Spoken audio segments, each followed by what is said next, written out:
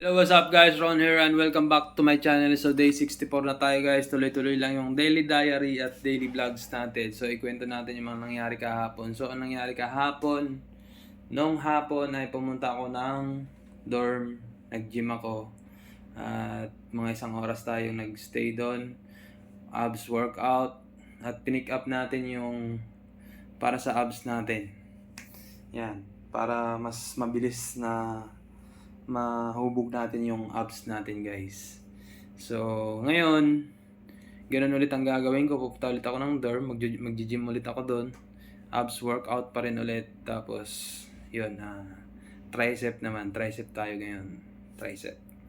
Okay?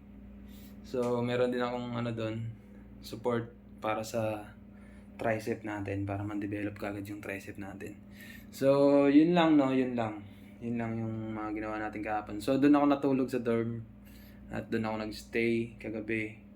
Para sana maaga makapunta ng Oval. So, kasi may usapan kami sa line na maglalaro bukas. Ay ngayon, ng umaga. Alas 6 ng umaga na wala pa rin mga nagpiprepare. So, 6:20 umalis na ako doon. May inaantay lang ako si JP. Kaso nag-inom pala sila kagabi, lasing. So hindi naman siya nakasama. So it's okay, it's not a problem. Ang mahalaga, tumuloy pa rin ako. Tapos kanina, syempre, pagdating ko sa Oval, jogging. 5 ikot lang guys, 5 ikot. So bukas ulit, 5 ikot. Sasamantalahin ko yung pagkakataon na yan para kahit papano lumakas-lakas tayo pagdating sa laro. So yung napapansin natin, no, pagdating sa laro, medyo kaya na natin tumakbo ng tumakbo. Pero kulang pa, para sa akin kulang pa. Kasi hindi pa tayo ganun kasipag at ganun ka bilis. Yun nga lang kanina habang naglalaro kami, basketball. So naglaro kami pagkatapos ko mag-jogging. Yung mga checkwa kalaban namin. Pag tumatakbo ako ng mabilis, parang napepersa yung paa ko. At parang may naiipit na ugat dito sa ito. Naiipit. So, nung pang-apat na lang game, huminto na ako kasi masyado na akong namimerse. Yung ako nagdadala ng bola, binababa ko tapos pasa. Siguro yung impact ng takbo. Hindi kaya, parang namaga nga eh. Tapos namula kanina. So, pagkadating ko dito sa bahay, bumili mo ng pagkain sa Ilonggos. Tapos uwi dito. Pagka uwi ko, inano ko siya, hinilot-hilot ko. So, yan, medyo okay naman na siya ngayon. Hindi ko alam kung pwede bang basahin to. Pero maliligo pa rin ako ngayon eh. So, maliligo ako. Tapos pagkatapos maligo, punta ulit ako ng dorm. So, hindi pa tayo nakapagbayad ng sa jersey, yung sa entry. Tsaka yung para sa jersey. Para sa liga. At ngayon natin iabot yan kay Tonton Gutierrez. So, yun. Yun lang yung mga agenda natin for today. Tapos bukas ulit, may pasok na bukas ng gabi. So sa umaga magja-jogging pa rin ako. Okay? Tapos syempre, doon tayo natulog, hindi tayo nakapagbasa ng Bible nung umaga. So wala tayong binasa kanina umaga. At ngayon lang tayo nakapagbasa. So yung nangyari pala ngayon, pagka dating ko dito, yan, nanood ng video kung paano maghilot ng sarili kong sikap, DIY, do it yourself. Tapos, siyempre, minasage-masid natin. Sinunod natin yung payo nung sa manghihilot. Tapos, kasi parang may naiipit na ugat eh. Ipit ugat lang siguro to. So, sinunod natin payo, pero parang kumalma siya oh. Parang nawala nga agad eh. Hopefully, naniniwala tayo na in Jesus name, gagaling tayo. Kaya lang, ngayon, pagkagising ko, natulog ulit ako. Antok na ako. Tulog ako. Nagising tayo alas 3. So pagkagising ko ng alas 3, nagising ako, yung laway ko, sobrang basang-basa na yung unan. So yun, pagod yun eh. So yun, pagkagising ko, hindi muna ako bumangon agad. Tapos yun, syempre, nakaramdam tayo ng libog. So, trinay ko magsalsal ng walang ini-imagine, hindi nanonood ng mga porn. Yung walang ganon, yung papalabas lang ako ng, ang hirap talaga guys. Ang hirap magpalabas ng wala kang nakikita or something na na pagpapalabasan. So, ayan. Hinahanap ko yung picture ng asawa ko. Pero parang, parang, alam mo yun, parang umay na ako na, yun lang nakikita. Parang, masarap pa rin siya actual. So, wala tayong magagawa na magkalayo eh. So, dito lang, yan.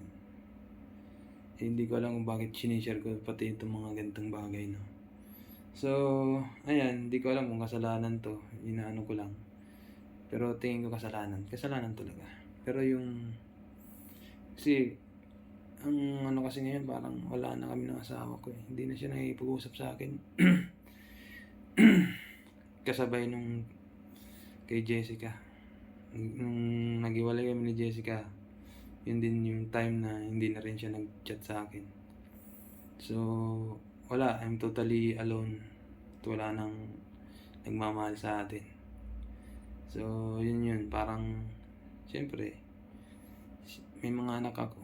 May responsibilidad ako dun sa asawa ko, kay May. Kailangan kong panindigan yung responsibilidad na yun, siyempre. At gusto kong maging single pa rin. Single at ipupurso ko muna yung mga pangarap ko sa buhay. Kaso nga lang, hindi maiwasan na may time talaga na nakaranas ka ng pagod at tinatamad ka. So kanina, ayan, siyempre, salsal tayo. Binidyo call ko yung babae.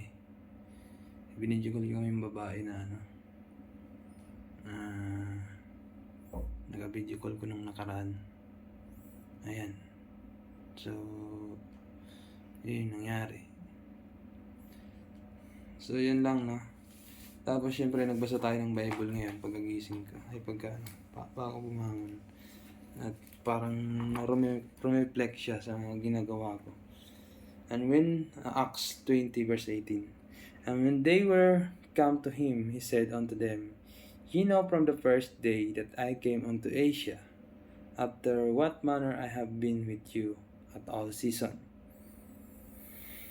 serving the Lord with all humility of mind, and with many tears and temptation, which befell me by the lying in wait of the Jews.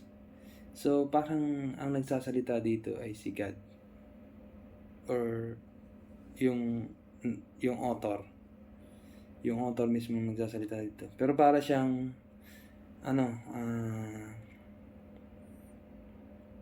para siyang si God na nagsasalita. Serving the Lord with all you, I have been with you at all season. Serving the Lord with all humility of mind, and with many tears and temptation. So ako to na parang nagiging ako. Serving the Lord with all humility of mind. Okay? Ako yun. And with many tears. So, many tears ako din yun. Dami kong iniyak kagabi. Yung nare-reminisce ko lang yung mga siyempre, may mga pinagdaanan din naman kami ni Jessica. Yung mga memory namin. Pagka nakakalungkot lang makita yung ang laki na ng pinag-iba ng place. Tapos, siyempre yun yung first days na meeting place namin. Na doon kami unang yung nagkapalagayan ng loob. Hindi ko mapigilan na maging emotional. Tapos yun, kanina umaga, nag-iiyak din ako kasi pagkagising ko parang feeling ko ang sama-sama akong tao kasi simula lahat ng mga naging kaibigan ko dito sa Taiwan, kay Jolan, kay Bai. Tapos si Jolan, nag-away kami dahil sa kay Jessica. Tapos ngayon, kami naman ni Jessica yung magkaaway, parang nothing left. Parang ganun eh. Lahat naging kaaway ko at lahat. Ako may kagagawan eh. Ako may kasalanan din naman ng lahat. So, yun lang. Dito yung sumasalamin, and with many tears. And temptation. Yung temptation, siyempre, alam mo na yun, si Jessica, naging temptation din siya. Kasi may asawa na ako, tapos yun nga din yung parang iniisip ko kagabi, regret. Na dapat pala, umpisa pa lang, sana, naisip ko na yung mga consequence na pwedeng mangyari. Tapos, sana pala, nung una pa lang, nalaman ko na gano'n yung mga mangyayari. Di sana hindi ko na nagawa yung gano'ng mga bagay. Di sana mas nakapag-ipon ako at mas nakapag-focus ako sa pamilya ko. At siguro may business na kaming maayos ngayon. Kasi hindi maiwasan gumagastos eh. Gastos talaga eh. Bawat lakad gastos. So yun yung ko naman ngayon, goals. Ayoko naman babae. Gusto ko focus. At kaso ito lang nagiging mahirap eh. Yung feeling brain siguro. Hinahanap ng katawan yung yung sex. Gusto ko maging prangka dito. Tapos, which befell me by the lying in the weight of the juice. Lying, guys. Lying. Ibig sabihin sinungaling. Parang ako yun. Siyempre, tayo kay God. Nagpapato tayo na hindi na tayo gagawa ng mga ganong bagay, pero still nagagawa pa rin natin.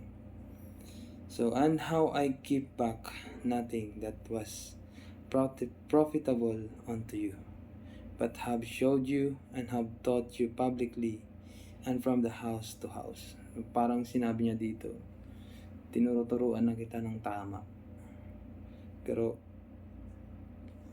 ano ba yung ginagawa ko? Parang ganun eh. So, parang pangaral din siya sa akin ngayon. Siguro nga yun siya yung nagsasabi nun na focus ka sa dream mo, mga pangarap mo. At huwag muna sa babae. Kaso nga lang yung pag dumarating yung time na nakakaramdam tayo ng siyempre tao lang tayo. Hindi natin maiwasan. Kung meron lang sana na pwedeng wala na tayong commitment. Iyutan lang tayo. Then tapos wala na. Para walang masyadong yung makaraos lang ba. Kasi bilang tao parang hirap din niya eh. Ako gusto ko siyang gusto kong i-pursue yung pagiging matino at mabuting tao.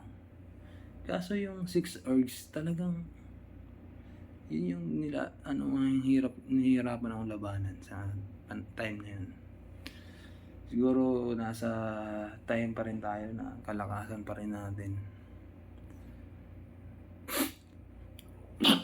So yun lang guys, maliligo na ako, tapos pagkatapos maligo, dorm, tapos ibibigay ko na yung bayad ng jersey, tapos ko mag-gym, balik, bili ng balik dito, tulog, bukas jogging ulit. That's it for today's video at maraming salamat and God bless us all.